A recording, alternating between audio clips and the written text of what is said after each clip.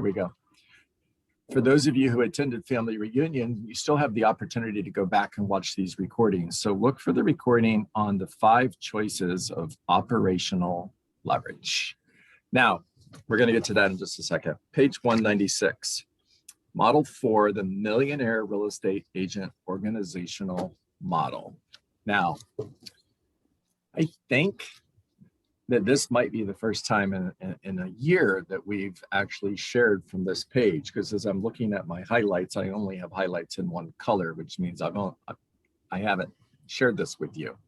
You guys didn't know this, but there's a highlight just for my Survive to Thrive group. There you go. You didn't need to know that. Okay. From your first hire to your last, the key to knowing which people to bring on board and what skills they should have on their resumes is to have a detailed organizational model. So what's your org model look like? Common question that I ask real estate agents when I'm meeting them. What do you think I typically hear? What's an organizational model? Mm-hmm. Right? Okay. Middle of the page, there are 3 distinct areas of staffing. Number 1, administrative, marketing, an administrative manager, transaction coordinator, listing manager, telemarketer, lead coordinator, assistant, and runner. And all Gary is doing is mentioning all the different positions that your administrative staff, your administrative support can play.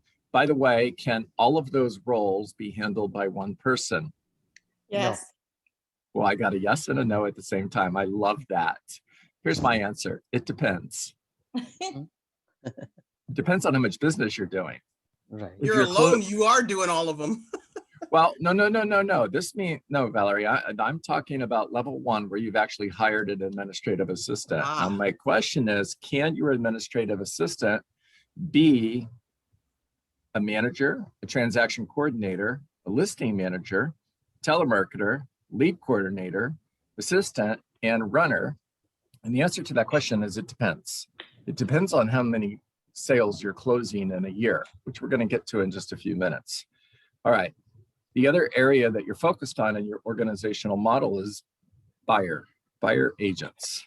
So a lead buyer specialist and additional buyer specialists and showing assistants. Seller side of the business, a lead listing specialist and listing specialist. Now, Gary goes on to say, administrative help is at the heart of the organizational model. Is the heart important? Yes. Yes. What happens without the heart? Nothing else functions. You have no blood flow. Yeah. So a lot of right answers. A lot of right answers. And mine is probably a little bit too direct, but mine is you die. And the organizational model lives through your administrative support. I'll say it again. The organizational model lives through administrative support. Now, what most real estate agents do when they start thinking about let's build a team is they get a group of agents and they say, you know what, I like you, you like me, we work together, let's make a team. And then you have 3 or 4 agents who are all doing the same thing, working together in a group. That's not called a team, it's called a blob, B-L-O-B. So you can either build a successful real estate business or you could build a blob. Real word, I didn't make it up. Okay, bottom of the page. Your primary focus under leverage from the start of your career until the end is to find and keep magnificent talent for these 3 essential positions. Now, the 3 essential positions Gary's speaking to is your lead administrative assistant, your lead buyer specialist, and your lead listing specialist. On page 197, Gary goes on to say, talent is not easy to find. Duh. It takes time, patience, and dedication. Duh, again. But the encouraging revelation many agents come to is that you could be just 3 exceptional hires away from having the business of a millionaire real estate agent. 3 hires. 3 key hires to building a millionaire real estate business. All right, middle of page 198. Depending on your personal production limits, your first, second, and possibly even your third hire will be talented administrative help. Depending on your level of production, I'll say it another way, you don't look for a listing specialist until you have your administrative team in place. And it's a team, that means it's more than one person. The idea is eventually to reach a point where you are wholly focused on lead generation, listings, and selling while your administrative team handles everything else.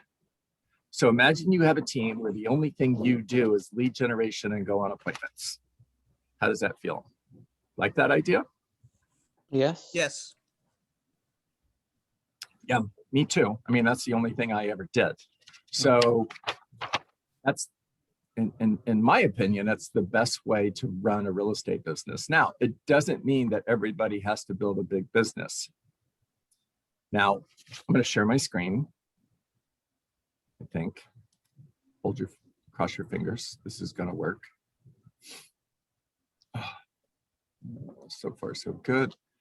Let's see. Go here. Go there. And there. There we go. All right. So there's 5 levels that we can build this team. Level 1, you have a solo business. That's what you're looking at right now. And when choosing to operate as a solo agent, you're acknowledging that you're good at everything. Well, that counts me out because I'm not good at everything. So me operating as a solo agent isn't even an option because I'm not good at everything, but some of you are. And this may be the right model for you. Here's the other part about it. In addition to being good at everything, you enjoy doing everything. Well, that counts me out as well. But for some of you, you're good to go. You're someone who is comfortable with your income being dependent on what you do. I actually like that. I actually like that my income is dependent on me. In other words, I'm not relying on other people. That part I get. Doesn't mean that I don't succeed through others, because I obviously do, but I understand the need, the desire, the want to not depend on other people. You're also likely someone who values simplicity, autonomy, and freedom in your day-to-day business. Because let's be honest, when you start hiring people, it takes work, it takes effort, it takes patience. You're actually going to have to take a step back in order to go forward. People will let you down. You'll hire the wrong people and you'll have to start over again. This is not easy to build a business or a team. All right, now, as you're growing, when is it time to move from being a solo agent to solo with admin? Well, this ... simply means I would recommend you hire a transaction coordinator, deal number 1. And on average, the transaction coordinator is going to make $300 to $400 per transaction. On the next slide, you'll see what that's going to cost you. And once you get to somewhere between 18 and 24 closings, then you can hire your first admin. Now, I put $36,000 down just to put a number. Now, that number may not work in New Jersey. It may not work in California. It may not work in other parts of the country or other parts of the world. But on average, this is what it's going to cost you to hire talent in that lead admin role to start. Now, by hiring this person, it should at least plus 12 your business. So you're going from 24 closings to 36 closings. You're going from $150,000 to $200,000 GCI to $300,000 GCI. And 36,000 is exactly 12% of your GCI, which if you go to the budget model on page 93 is the right metric. Now here's what Gary says about model number 2 or level number 2. With this choice, you still value your clients and you love sales. You're the only salesperson in this model. However, you don't love the processes and the paperwork. Yeah, that's me. Or you might have recognized that in order to achieve a higher level of income, you simply need a little help to get there.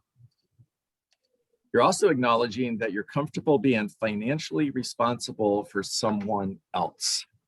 Who has to pay this person? You. You do. Now, is this a cost or is it an investment? Investment. It's an investment. And what's the risk?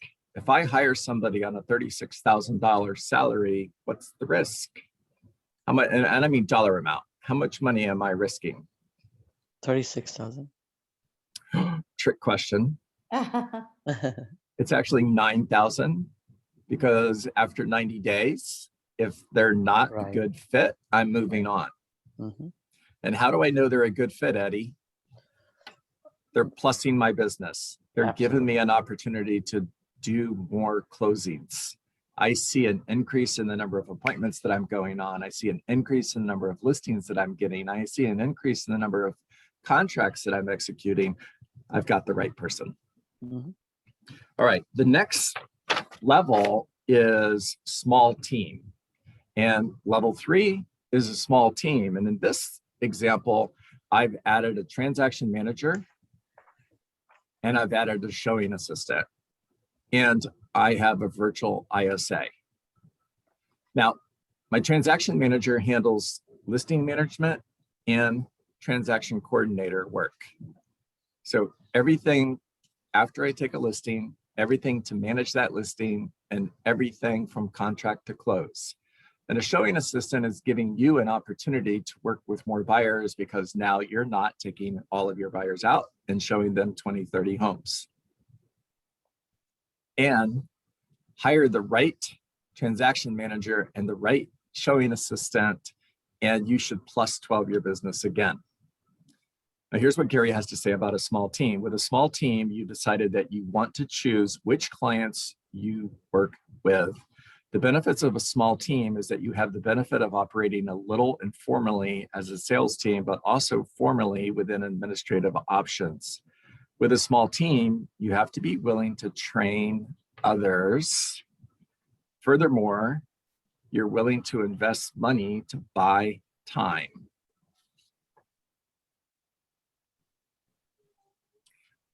And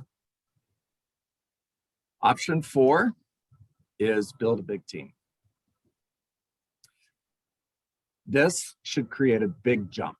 Now, the reason this creates a big jump in your business is because you've finally added sales people as part of your team. In other words, I went away from having a showing assistant and working with buyers to now I have a lead buyer agent and another buyer agent, and I don't work with buyers any longer. All I'm working with is sellers now. And if each of these agents is held to a standard of 12 closings, that's plus 24 with an average commission of $8,000, that's $192,000 on a 50-50 split. Your cost of sales is $96,000.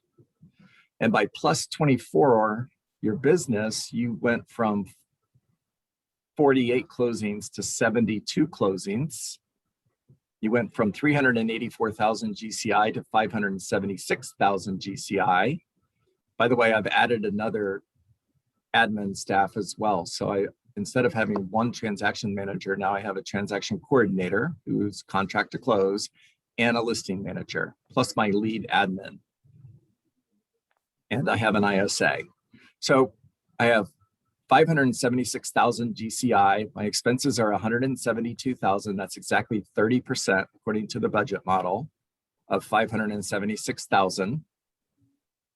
My cost of sales is 119,000, which is the 96,000 that's going to my buyer agents plus my personal company dollar and franchise fee. My net is $285,000. Now, you might, or somebody might ask, is it worth doing this? Because this is a lot of work just to increase my profit by $40,000. And my answer to that is, it depends. Here's my perspective. If I can go from working 60 hours a week to working 40 hours a week, I'm buying back time that I get to spend with my family, and I'm making more money. I'm good with that all day long. Mhm. Even if I make a little less money, even if I went from $300,000 profit to $260,000 in profit, if I'm buying back time with my family, it's worth it. All right, talk to me. Questions, comments, ahas, thoughts? I have a question. Yes, Candace. Hi. By plus 12, do you mean 12%? No, I'm glad you said that. The number of units that you're closing. So if level 1, you're closing 24, level 2, when you've hired the right administrative assistant, should give you an opportunity to go from 24 sales to 36 sales.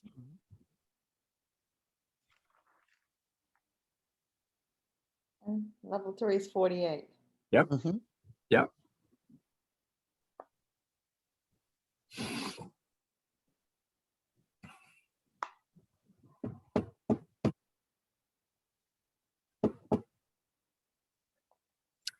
No questions? No ahas?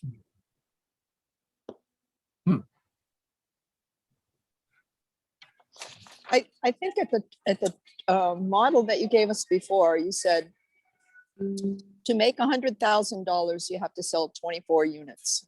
Is that correct? 24 units a year. So you're speaking to the economic model, and it Mhm. really depended on the exercise, and it depended on what the average commission was in Right. that particular example. It's not always 24 units. It might be 10. Mhm. It depends on it. It depends Oh, on what your average yeah. commission is. For the sake of argument, we said that, yeah, around 24, could be less. Yeah. So in South Florida, So- I would say on average, you're looking at about an $8,000 average commission, Mhm. right? Mhm. So those of you who have a calculator in front of you, you could take 18 sales times $8,000. That's what you're looking at in gross commission. Here's the conversation, Candace, and here's where I think you're going. Economically, when can I afford to hire that first administrative assistant? Well, if I'm going to be paying them $3,000 a month, I want to be closing at least minimum 2 sales a month with an average commission of $8,000, which means I'm bringing in $16,000 in gross income before I take on the responsibility of paying an administrative assistant $3,000 a month. Now, remember, if you're bringing in $16,000 a month in gross income, and you pay an administrative assistant $3,000 a month, and you stay at 2 sales per month, if it doesn't go up, then you've got the wrong administrative assistant. Mhm. The whole idea is to go from 2 closings per month to 3 closings per month. So now instead of bringing in 16, I'm bringing in 24. I'm bringing in an additional $8,000 a month, and I'm spending $3,000 in order to buy it leverage. Good investment. But here's the thing, guys, a lot of real estate agents are afraid to make this higher. One of the things that stops them is fear. What if I don't increase my sales?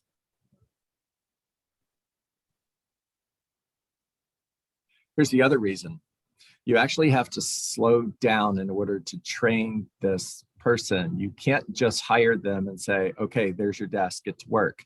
You're 30, 60, 90-day training. Once you've hired someone to your team, whose responsibility is it to train that person? It's yours. Yours.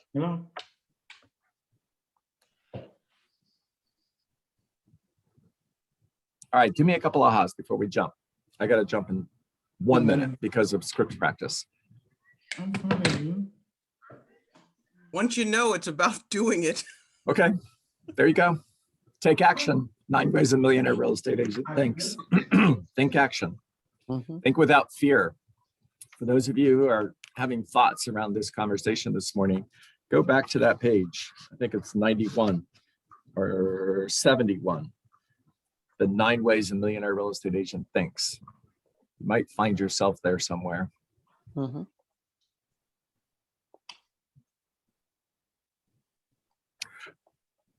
Okay. You guys are a quiet group today. Must be Monday. I don't know. And time to get to work. What is work? I've got this today. Work is 20 conversations, not 19, not 18, not 17 conversations. Because when you have 17 conversations, you didn't have the 18th conversations, which could have led to a listing that you didn't get, and you don't know it because you didn't have the 18th conversations. Have care calls, not sale calls. Always lead with gratitude. Thank you for taking my call. Always bring value to every single conversation. Focus every day on getting an appointment, getting a referral, or adding somebody to your database. Find somebody today that is thinking of selling their home. But it doesn't matter if it's 30 days from now, 6 months from now, or a year from now, because a year from now, you're going to need listings. Go meet with them, put them in your pipeline, and then follow up forever. You follow up forever because you reject rejection, and no is not a word that lives in your vocabulary. No simply means not yet. Remember that people will never change their mind, but what they will do is make a new decision based on new information. And when you follow up forever, you're creating emotional proximity so that when they make a new decision, that new decision is to hire you. All right, everybody, make it a great day. Thank you. Thank you, John. Absolutely. Thank you, Okay. John. Thanks, John. Absolutely. Thanks, everybody. Make it a Thanks, great John. one. Thanks, John. See you in a minute. See you in a minute. You got it.